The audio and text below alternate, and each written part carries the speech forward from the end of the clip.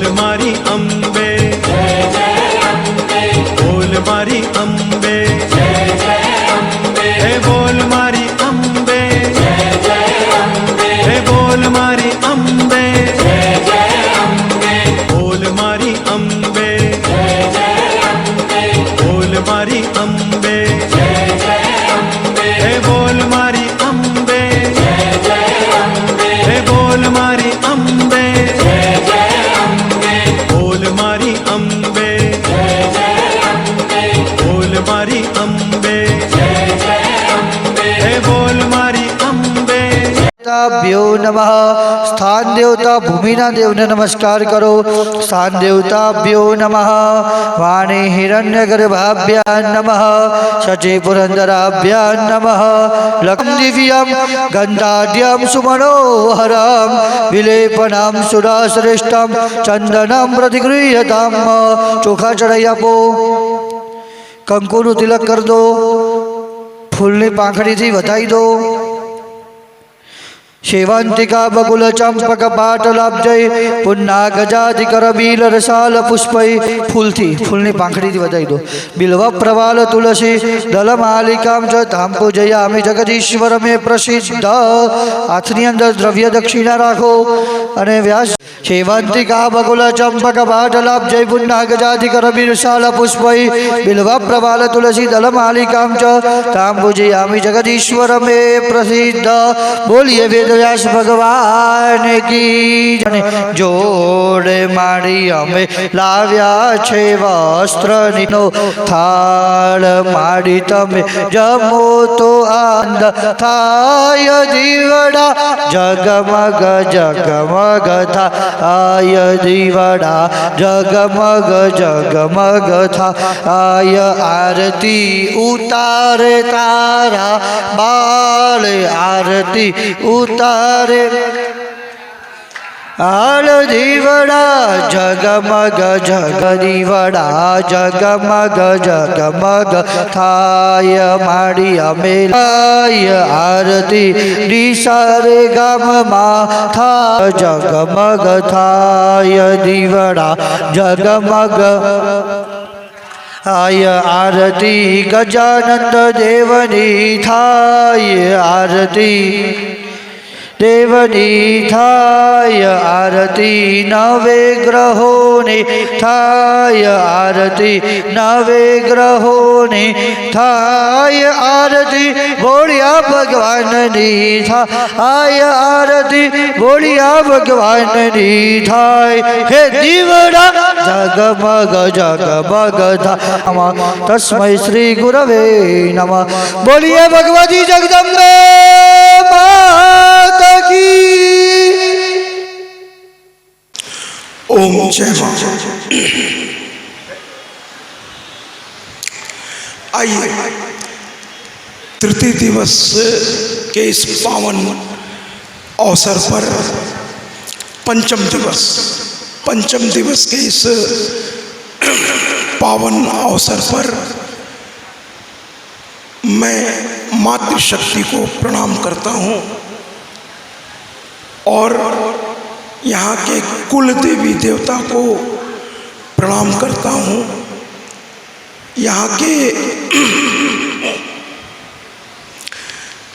ग्राम देवी देवता को प्राकट्य हुआ माँ के बारे में बहुत सी भ्रांतियाँ हैं। मैं उस पर आज कहने का प्रयास करूंगा, लेकिन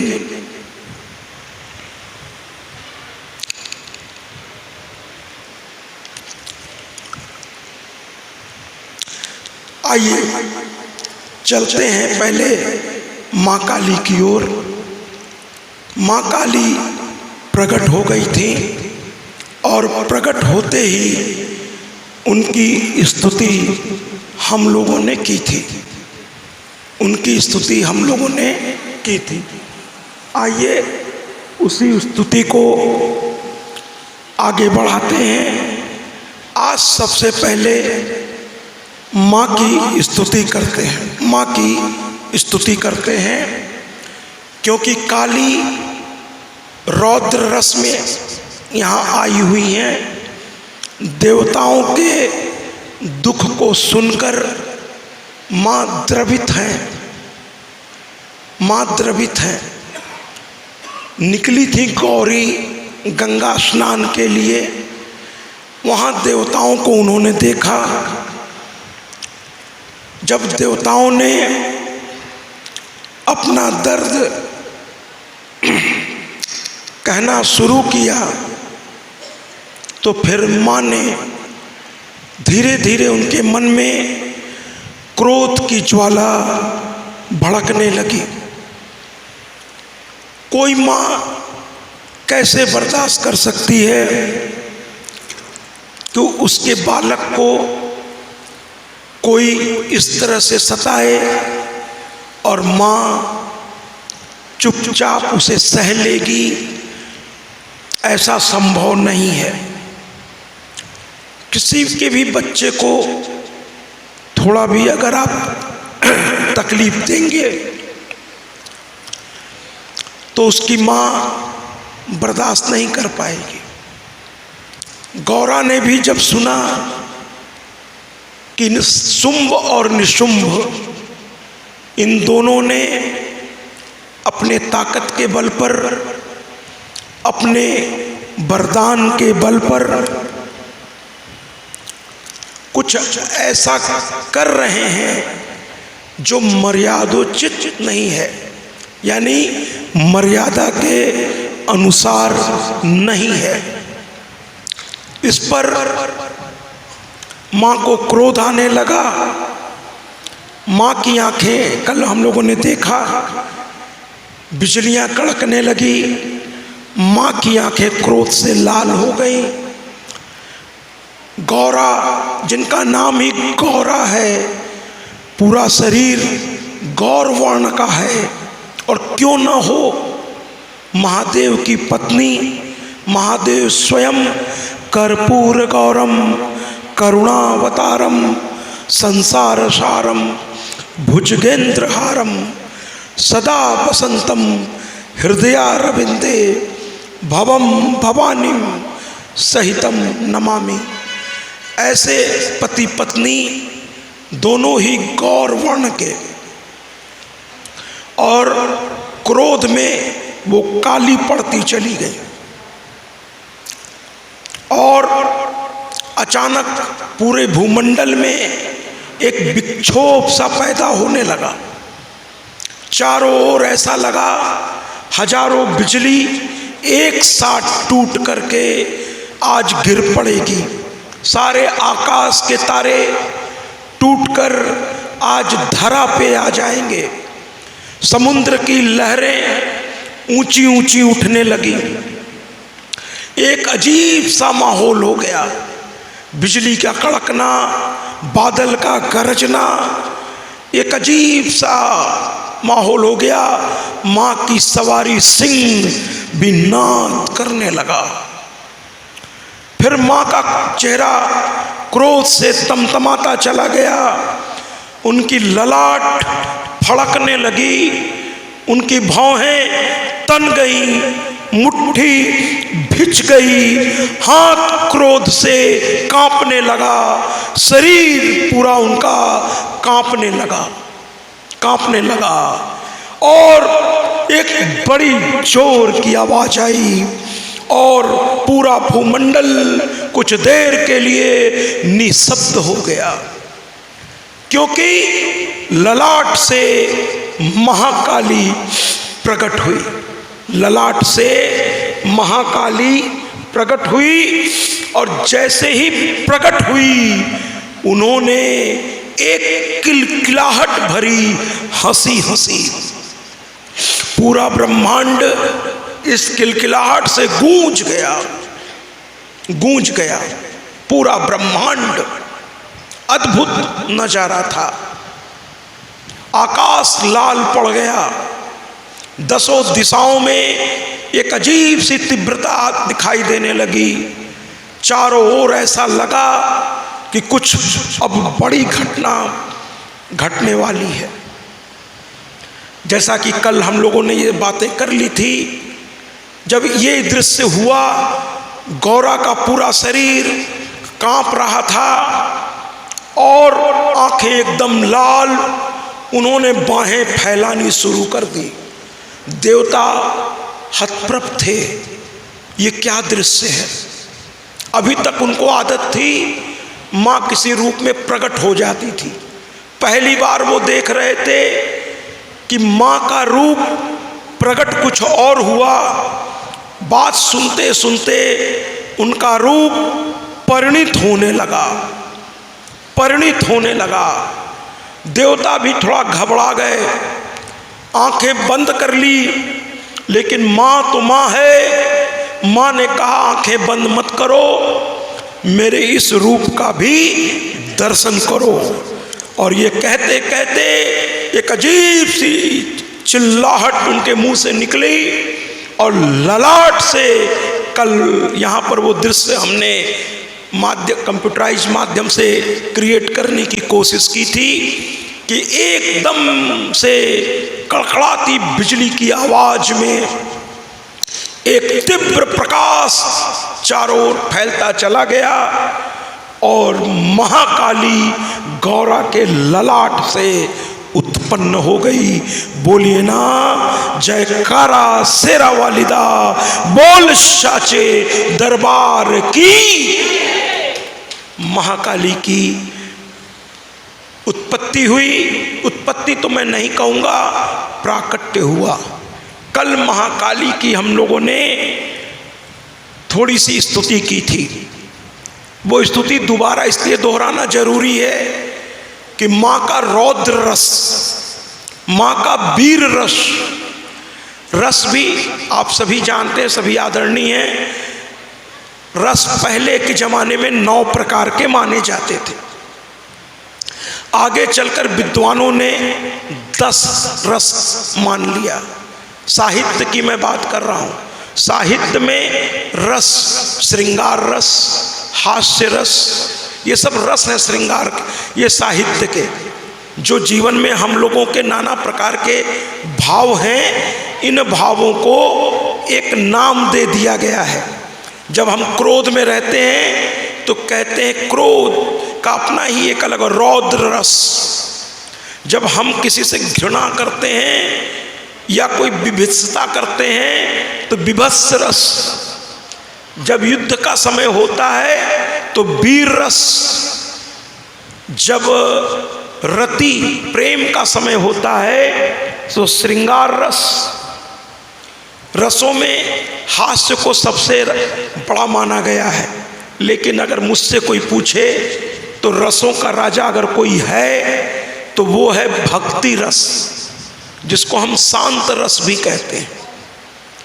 मेरे नज़रों में रसों का राजा वही है। हास्य तो अब विलुप्त सा हो गया है। रसों का राजा अगर मुझसे कोई पूछे तो मैं यही कहूँगा, श्रृंगार नहीं, हास्य नहीं, वीर नहीं, रौद्र नहीं, विभत्स नहीं, फिर कौन सा रस? भक्ति रस, शांत रस। और अगर रस की गहराई में जाएं तो वात्सल्य रस। पहले 9, फिर विद्वानों ने इसे 10, फिर 11। और हर रस का अपना एक अस्थाई भाव होता है। अगर हमारे अंदर की जो भावनाएं उठती हैं उसको अगर ईसीजी मशीन से ग्राफिक किया जाए तो भावनाएं, जैसे मान लीजिए हम बैठे हैं, हमें किसी बात पर हंसी आई या हम गंभीर हो गए या हम रोने लगे, तो ये घटना टेक्निकल दृष्टिकोण से अगर आप देखें तो बहुत सारे प्रोसीजर से होकर गुजरती है।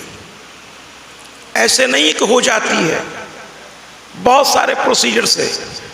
अगर इसको मापक यंत्र सीने पर लगा करके जैसे ईसीजी ली जाती है, ऐसे किसी यंत्र से अगर भावों को ग्राफिक किया जा सके तो इसका ग्राफ कुछ यूँ जाता है। अगर आपको गुस्सा भी आ रहा है, आपको रोना भी आ रहा है, तो ऐसा नहीं है कि आप बैठे और एकाएक आप करके रोने लगेंगे, ऐसा नहीं होता। बहुत बारीकी से हमारे विद्वानों ने इन सब बातों को अध्ययन किया कि रस पैदा कैसे होता है। जैसे रुलाई भी एकाएक नहीं आती, पहले भाव अंदर के बदलने शुरू होते हैं और वो भाव उत्प्रेरित करते हैं हमारे उस रस को, है ना, मोटिवेट करते हैं, बल्कि हम तो कहेंगे आज की भाषा में एक्टिवेट करते हैं, एक्टिवेट करते हैं। और जैसे जैसे भाव अपना अस्थाई स्थान यहाँ पर बना लेता है, उसी हिसाब से दिमाग अपना काम शुरू कर देता है। आप समझ रहे हैं? और लोग दिल से भावनाओं को जोड़ते हैं, लेकिन मैं जब कथाओं को लेकर के बड़े बड़े विद्वानों आदरणीयों के बीच में उठता बैठता रहता हूँ, माँ की कृपा है, तो एक बार एक डॉक्टर साहब के यहाँ कथा कहने का मुझे सौभाग्य मिला। उस शहर के बहुत बड़े डॉक्टर थे, वो हार्ट स्पेशलिस्ट।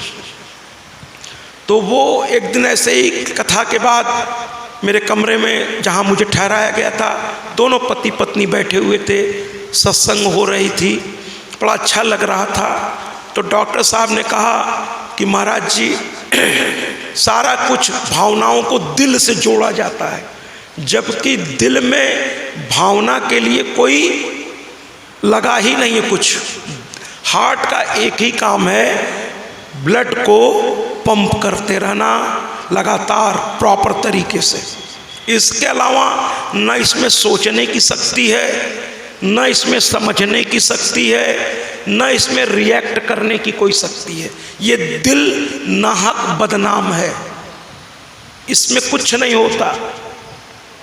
फिर बात को उन्होंने जैसे ही रोका तो मैंने कहा, हाँ, जहाँ तक मैंने पढ़ा है कि दिमाग के राइट साइड भावनाओं का, इमोशंस का हिस्सा होता है। तो वो बड़े आश्चर्य से मुझको देखने लगे, क्या आप इसका भी अध्ययन? हमने कहा बस जब समय मिलता है स्व अध्याय मुझे अच्छा लगता है। और शायद जिनको ब्रेन हैमरेज होता है और अगर उनको बचा लिया जाता है, तो अगर राइट साइड क्षतिग्रस्त हो जाए तो वो इमोशनली कमज़ोर हो जाते हैं। इसलिए हाथ जोड़ के विनती है कि अगर किसी के घर में ब्रेन हैमरेज के बाद कोई व्यक्ति है तो कृपया उसके बातों को अन्यथा न लें, वो अपने होश में नहीं है। उसका जो इमोशन वाला साइड है वो क्षतिग्रस्त हो चुका है, इसलिए वो आपकी भावनाओं को समझ नहीं पा रहा है। उसे जो समझ में आ रहा है वही रिएक्ट कर रहा है वो, इसलिए थोड़ा सा सहना पड़ता है। आमतौर पे जो इमोशनली यहाँ से ब्रेन हैमरेज इधर साइड से होता है ना, उनका इधर का हिस्सा जाता है पूरा, और अगर इधर से हुआ है तो इधर का जाता है। और इधर वाला हिस्से में अगर ब्रेन हैमरेज हो जाए तो ज़्यादा नुकसान नहीं होता, बाकी तो होता ही है। इधर वाले में क्या है, आवाज़ चली जाएगी, इमोशंस की पहचान नहीं होगी, ठीक है, व्यक्ति बोलने में असमर्थ हो जाएगा। ये इस हिस्से का काम है। ये सारी भावनाएं यहाँ से क्रिएट होती है। ये तो बेचारा यूं ही बदनाम है, सब कुछ यहाँ से चलता है। लोग कहते हैं दिमाग से सोचने वाला व्यक्ति बड़ा प्रैक्टिकल होता है, दिल वाला बड़ा भावुक होता है। हकीकत में दिल सोचता ही नहीं है, सब कुछ दिमाग ही करता है। जिसका इमोशनली साइड मजबूत होता है वो इमोशनली स्ट्रांग होता है। तो कृपा करके मैं आपसे निवेदन करूंगा कि जिसको बीपी इत्यादि है वो अपना ध्यान बहुत अच्छी तरह रखें। आजकल मशीन्स हैं, घर में रोज़ एक बार ज़रूर उसको चेक कर लें, क्योंकि जब ब्रेन हैमरेज होता है तो आदमी पहले तो बचता नहीं है, और इस मंच से मुझे कहने में बिल्कुल भी संकोच नहीं है, क्योंकि मैं जिस पद पर बैठा हूँ यहाँ कुछ कठोर वचन भी बोलने पड़े तो बोलूँगा। जिसमें आपका हित है वही बोलना है मुझे। जो देखिए, दो अलग अलग बात है, एक वो जो आपको अच्छी लगे वो बोलना, और एक वो जिसमें आपकी भलाई है वो बोलना, भले वो अच्छा लगे या न लगे। कहते ना सत्यम ब्रूयात, लेकिन शास्त्र में ये भी लिखा है प्रियम ब्रूयात। सत्य बोलो लेकिन उसको मर्यादा में रखते हुए बोलो। सत्य ऐसा भी मत बोल दो कि सामने वाले को बहुत तकलीफ पहुंच जाए, वो सत्य फिर सत्य नहीं है। बहुत लोग सत्य के नाम पर ये सब भी करते हैं, उठा के कुछ भी बोल देते हैं और कहते हैं मैं तो बड़ा स्ट्रेट फॉरवर्ड हूँ। नहीं भैया, आप स्ट्रेट फॉरवर्ड नहीं हैं, आपकी भाषा की मर्यादा नहीं है। भाषा मर्यादित होनी चाहिए, सही बात भी मुस्कुरा करके बोलना चाहिए। मैं तो आदरणीय प्रहलाद जी से बहुत प्रभावित हूँ, सभी आदरणीय हैं, लेकिन मैं देख रहा हूँ प्रहलाद जी को, वो मुस्कुराते हुए, थोड़ा अपने तरीके से, उनका अपना तरीका है, वो समझाते हुए चीज़ों को बड़ी इजीली वे में हैंडल करते हुए निकल जाते हैं। बहुत अच्छा लगता है। कहते ना, बात से ही आप राष्ट्र के बड़े से बड़े सम्मान को प्राप्त कर सकते हैं, लेकिन हाँ ध्यान रखिएगा, कथनी और करनी में अंतर नहीं होना चाहिए। कहिए वही जो आप कर सकें, और जो कर सकें वही कहिए, समझिएगा। कहते ना, ऊंची ऊंची बातों से किसी का पेट भरता नहीं। ये बात ध्यान रखिए, केवल बातें करने से नहीं कुछ होगा, बात के साथ उसको करना पड़ेगा।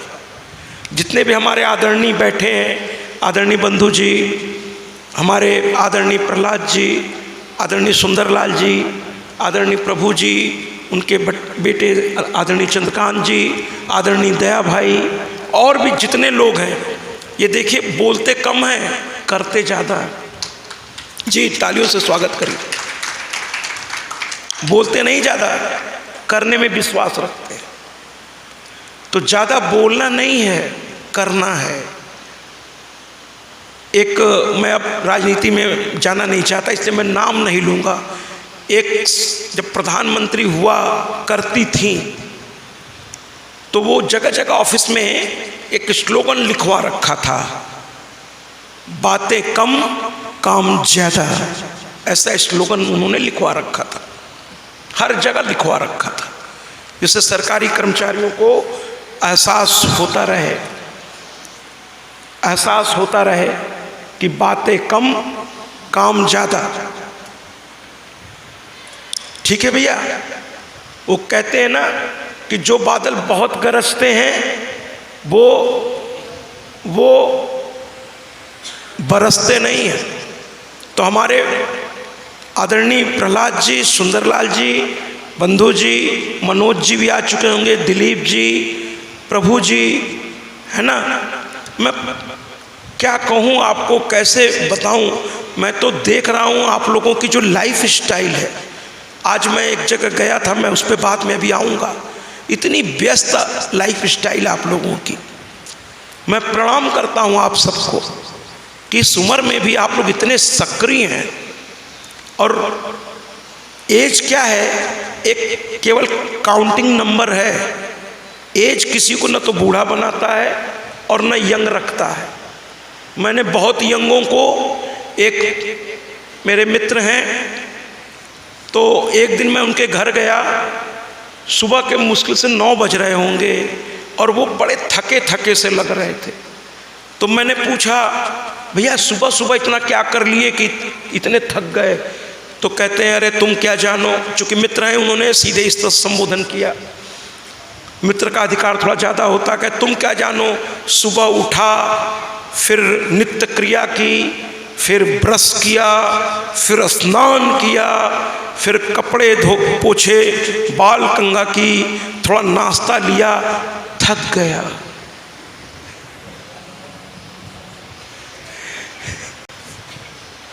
हमने कहा वाह क्या एनर्जी है आपकी,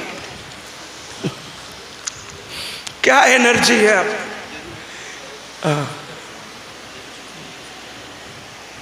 क्या एनर्जी है आपकी, है ना। हमने कहा कमाल है, ऐसी एनर्जी अगर कुछ लोगों के पास हो जाए तो इस देश का कल्याण हो जाएगा। हम कहे तब तो आप सोएंगे, काफ़ी थक गए, अब थोड़ा सो लीजिए, फिर उठ के खाना खाइएगा, फिर थकान लग जाएगी, फिर सो जाइएगा। छोड़िए ऐसी लोगों की बातें, वापस काली माँ की ओर चलते हैं। माँ काली, माँ काली, महाकाली, थोड़ी सी उनकी स्तुति कर लें, जरा सा वो भाव क्रिएट हो जाए, है ना। और उसके बाद माँ के मैं स्वरूप को बताऊंगा। मेरी माँ रक्त पिपासा नहीं है, मेरी माँ को बलि नहीं चढ़ती। मैं बता देना चाहता हूँ, मुझे कहने में कोई लाइफ जा रही है। कुछ लोग हमसे, जो हमारे बहुत शुभचिंतक जैसे आप में से कुछ लोग, धीरे धीरे मुझसे उनका एक स्नेह हो जाता है तो फ़ोन करके कहते हैं क्यों आप ऐसी बातें कहेंगे, बाकी लोग एकदम आपके विरोध में खड़े हो जाएंगे। हम के हो जाएं, ना काहू से लेना ना काहू को देना। कहना चाह गई चिंता गई मनवा बेपरवाह, हम साहन के साह हैं। हमें क्या चिंता, जो सत्य है वो बोलेंगे। और सत्य ये है कि किसी भी देवता को, किसी भी देवी को न तो मदिरा यानी शराब चढ़ती नहीं है, नहीं है, तिबारा कर रहा हूँ, नहीं है, चाहे वो भैरव ही क्यों ना हो, नहीं चढ़ती। और जिनको ये कहना है कि चढ़ती है, लाइए दिखाइए मुझे कोई शास्त्र की एक किताब, कान पकड़ के 100 बार वहीं उठक बैठक करने को तैयार हूँ। लाइए दिखाइए कहाँ लिखा है कि मांस चढ़ता है, मदिरा चढ़ती है, कहाँ लिखा है दिखाइए। नहीं चढ़ती। ये जो बीच के बिचौलिए हैं, अपने जीव के स्वाद के लिए किसी ने ये परंपरा शुरू की और धीरे धीरे धीरे धीरे वो परंपरा बन गई। कौन देवता जो है स्वीकार करता? हमारा शास्त्र तो कहता है देवता या देवी क्षारीय वस्तु भी स्वीकार नहीं करते, अम्लीय वस्तु भी स्वीकार नहीं करते, तो मांस मदिरा कहाँ से स्वीकार करेंगे? यानी देवी देवता को तो नमक वाली सब्जी भी नहीं चढ़ानी चाहिए, लहसुन प्याज नहीं चढ़ाना चाहिए। लेकिन हम लोग भावुक लोग हैं, भक्त हैं, तो 56 प्रकार का व्यंजन परोस देते मैया के सामने। और मेरी मैया स्वीकार भी करती है क्योंकि वो भाव देखती है। लेकिन मदिरा नहीं, ना मांस बिल्कुल नहीं, गांजा भांग चरस नहीं, नहीं नहीं, बिल्कुल नहीं, नहीं। किसने कहा दिया ये सब कहां से आया? सिर्फ जब आप किसी शास्त्रार्थ में बैठिए और कहिए उनसे, दिखाओ भैया, लिखा होगा कहीं ना कि अपने मन से शुरू कर दोगे? ये मनमानी है क्या? शास्त्र जो कहता वो करोगे कि अपने मन से शुरू कर दोगे? नहीं है ऐसा कहीं। इसका हम विरोध करते हैं और इस तरह के गीतों का भी विरोध करिए। जब बाबा का नाम लेकर भांग के संबंधित जो गीत आए, इनका विरोध आप सुनना छोड़ देंगे तो ऐसे गाने बनने बंद हो जाएंगे। आप चूंकि सुन रहे हैं इसीलिए वो लोग बना बना के मार्केट में डाल रहे हैं। आप छोड़ दीजिए सुनना, नहीं सुनना मुझे। किसी और धर्म में जाकर आप बोलिए जरा सा। एक हमारा ही सनातन धर्म इतना लचीला होता है कि हम सब कुछ स्वीकार कर लेते, मौन रहते हैं। किसी और धर्म में बोलिए, देखिए, बोल के देखिए कोई। लेकिन हमारे धर्म में स्वतंत्रता मिली हुई है, उसका कुछ लोग दुरुपयोग करते हैं। मेरी माँ बलि नहीं स्वीकार करती। एक जगह मैं कथा कर रहा था और बहुत भीड़ थी वहाँ, करीब 7,500 से ऊपर लोग थे। तो कथा समाप्ति के बाद लोग आते हैं मुझसे मिलने, तो अचानक मेरे पास एक सज्जन आए और बड़ी अजीब सी स्मेल मुझको आई।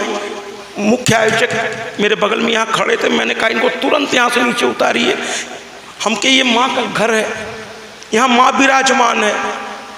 वो समझ गए, तुरंत गए प्यार से। हमने कहा प्यार से, मतलब वो कुछ ऐसा चीज लेकर के मंच तक आ गए थे। महाराज कैसे हिम्मत करते हैं लोग, और आके कहते हैं मुझे आशीर्वाद दो। अरे पहले आप आशीर्वाद के लायक तो बनो। शाम हुई नहीं कि शाम में अवध आपकी शुरू हो जा रही है। बाकी चीजें मैं इशारे में कहूंगा, थोड़ा कुछ चीजें हम मंच से नहीं बोल सकते। अरे मर्यादा का पालन करिए।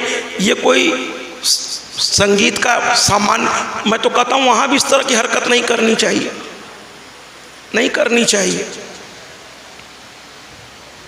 तो आदमी को समझना होगा।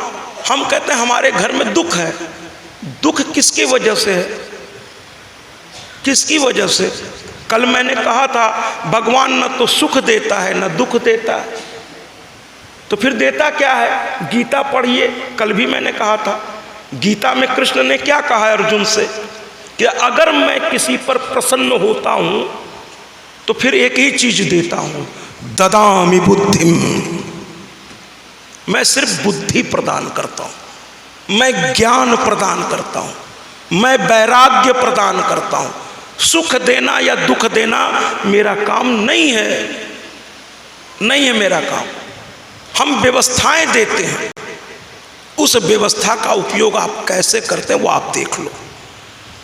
यहां शुंभ और निशुंभ को व्यवस्थाएं ब्रह्मा के आशीर्वाद से प्राप्त हुई और उन्होंने इसका दुरुपयोग करना शुरू कर दिया। भाई आपको लक्ष्मी मिली द्रव्य रूप में, लेकिन वो आपके कर्मों का सुफल है, सुफल, सुंदर फल। अब उसका दुरुपयोग आप करेंगे तो आगे से लक्ष्मी आपके घर में आना बंद हो जाएगी। भगवान तो देख रहा है कि उस पैसे से आप गंगा जल खरीद रहे हैं या मदिरा खरीद रहे हैं, उस पैसे से आप लोगों की सेवा कर रहे हैं या उसको सताने में उपयोग कर रहे हैं। भगवान सब देख रहा है। मैथिली गुप्त की कविता कि प्रभु ने तुमको कर दान दिए, सब वांछित वस्तु विधान किए, तुम प्राप्त करो उनको न हो, समझो ये किसका दोष कहो। भगवान ने सब कुछ तुम्हें दे रखा है, उसको सही ढंग से यूटिलाइज करिए। नहीं करते हैं तो दोष किसका? मैथिली गुप्त, प्रभु ने तुमको कर दान, कर माने हाथ, कर दान किए, सब वांछित वस्तु विधान किए, तुम प्राप्त करो उनको न अहो, समझो ये किसका दोष कहो। समझो धिक निष्क्रिय जीवन को, माने धिक्कार है ऐसे जीवन को जो बिस्तर पे, भाई रोगी है तब तो मजबूरी है उसकी, आप स्वस्थ होके बिस्तर पर हैं। समझो धिक निष्क्रिय जीवन को, न रहो न निराश करो मन को, है ना? कुछ काम करो, कुछ काम करो, कुछ नाम करो, है ना? कुछ काम करो, बैठे मत रहो। समझो जिसमें जीवन व्यर्थ न हो। मैं ऐसे लोगों से भी कथाओं के दौरान मिलता रहता हूँ। एक बहुत आदरणीय, मतलब बहुत ही माननीय, बहुत आदरणीय, बहुत सक्रिय राजनीति में, मैं थोड़ा सा बहुत अब पद नाम नहीं लूँगा वरना लाइव है। अब उनका तरीका क्या था, मैंने एक बार बात की उनसे, तो कहते हैं महाराज जी नाम होने से मतलब। हमने कहा क्या मतलब, समझाइए जरा हमको, हम तो थोड़ा सुनते हैं लोगों से, हम कह समझाइए। तो कहते हैं चाहे बदनाम हो के हो और चाहे नाम हो के हो, नाम होना चाहिए। हमने कहा वाह क्या बात है, आपकी सोच और आप दोनों को मेरा प्रणाम। अरे बदनामी का नाम आपको प्रतिष्ठा कब दिलाने लगा? जो आप बदनामी के नाम को भी नाम समझने लगे। अब आपके बुद्धि को प्रणाम करने के अलावा मेरे पास कोई चारा है नहीं। बदनामी का नाम आपके सम्मान को बहुत नीचे ले जाता है, लेकिन सम्मान का नाम थोड़ा धीमे धीमे आगे बढ़ता है। लेकिन जिस दिन वो ऊंचाई को छूता है, पूरी धरा ये कहती है कि वास्तव में ये सम्मानित, आदरणीय और माननीय, यहाँ तक कि लोग ये भी कह देते हैं प्रातः वंदनीय व्यक्तित्व है ये, यानी प्रातः वंदनीय है ये, है ना। खुद को कर बुलंद इतना कि खुदा पूछे बता तेरी रजा क्या है।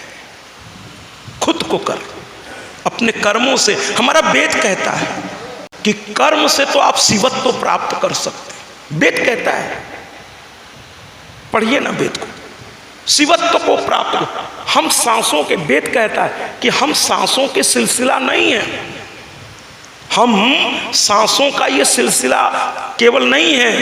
वेद कहता है कि हम ब्रह्मत्व प्राप्त कर सकते हैं, शिवत्व प्राप्त कर सकते हैं, विष्णुत्व प्राप्त कर सकते हैं। अरे हम क्या नहीं बन सकते। तम ब्रह्मास्मि, तम ब्रह्मास्मि, तम ब्रह्मास्मि। एक दिन स्थिति पलटती है, अहम ब्रह्मास्मि हो जाता है। लेकिन साधना, फिलहाल माँ पर वापस, और माँ प्रकट हो चुकी है। देवता थर थर कांप रहे हैं और स्तुति शुरू करते हैं। देवता माँ की स्तुति शुरू करते हैं। कल वाली ही 2-4 हम 1-2 अंतरा बजाएंगे जिससे वो माहौल हो, क्योंकि माँ अब वहाँ से चलेगी। किसके तरफ चलेगी? शुंभ और निशुंभ की ओर। काली स्तुति 2-4 पैरा। चलिए